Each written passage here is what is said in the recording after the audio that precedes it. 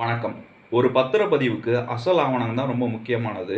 அந்த அசல் ஆவணம் இல்லாம, இது நாள் வரை ஒரு பத்திரப்பதிவ நம்ம கண்டிப்பா செய்ய முடியாது.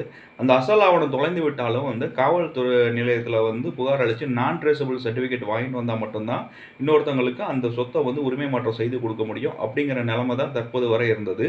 ஆனா, இப்ப அசல் ஆவணம் தொலைந்து விட்டாலும் பத்திரப்பதிவு மேற்கொள்ளலாம். நகல் பத்திரத்தை சரிபார்த்து பத்திரப்பதிவு மேற்கொள்ளலாம் சொல்லி, சென்னை உயர்நீதிமன்றம் கடந்த செப்டம்பர் 27 ஒரு ரிட் மனு மேல்முறையீட்டு ரிட் மனுல உத்தரவு குடுத்திருக்காங்க.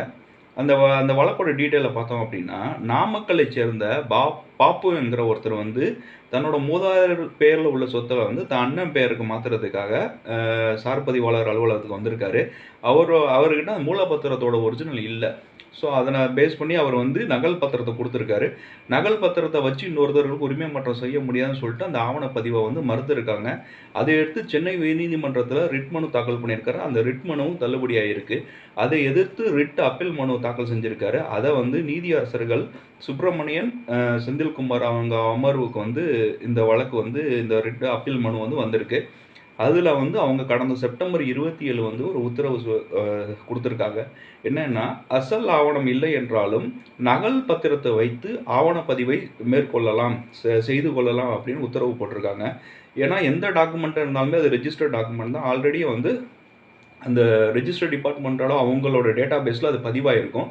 ஸோ, அதுக்கு அவங்க முறையா பேமெண்ட் பண்ணி நகல் பத்திரம் எடுத்து அதை டாக்குமெண்ட்டாக ப்ரொடியூஸ் பண்ணும்போது, அந்த பத்திரத்தையும் அவங்க டேட்டா பேஸில் இருக்க பத்திரத்தையும் சரிபார்க்கும்போது, கண்டிப்பாக ஆவணப்பதிவு மேற்கொள்ளலாம். இதற்காக நான் ட்ரேசபிள் சர்டிஃபிகேட் வாங்கிட்டு வர சொல்லி அலைய வைக்க தேவையில்லை அப்படி சொல்லி நீதிமன்றமே சொல்லியிருக்கு. நான் ட்ரேசபிள் சர்டிஃபிகேட் வாங்குறதுக்கு காலதாமதமும் ஏற்படும். அதனால அது தேவையில்லை அப்படின்னு சொல்லி நீதிமன்றமே சொல்லியிருக்கு. ஸோ, இனிமேல் அசல் ஆவணம் இல்லை என்றாலும் நகல் ஆவணத்தை வைத்து பத்திரப்பதிவை மேற்கொள்ளலாம் அப்படிங்கிற விஷயம் சொல்லியிருக்காங்க. இதில் சில சட்ட சிக்கல்களும் இருக்குது.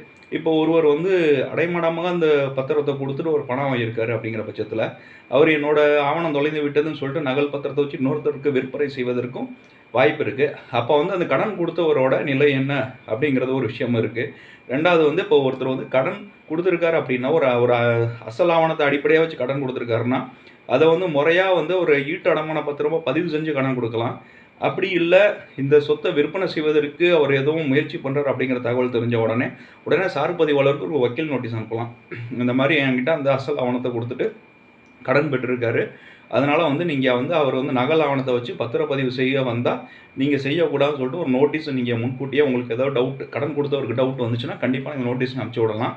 அதையும் தாண்டி உங்களுக்கு ஏதேனும் கொடுக்கல் வாங்கல் பிரச்சனை வரும்போது, நீங்கள் சார் பதிவாளருக்கு எதிராகவே ஒரு இன்ஜெக்ஷன் ஆர்டர் மாதிரி இந்த வழக்கு இந்த இவர் அடைமானமாக கொடுத்துருக்காரு. ஸோ, இந்த நீதிமன்றம் இந்த சொத்தை கையகப்படுத்தி வைக்கணும், ஜப்தி செய்யணும்னு சொல்லிட்டு நீங்கள் ஒரு அசல் வழக்கையும் தாக்கல் செய்யலாம்.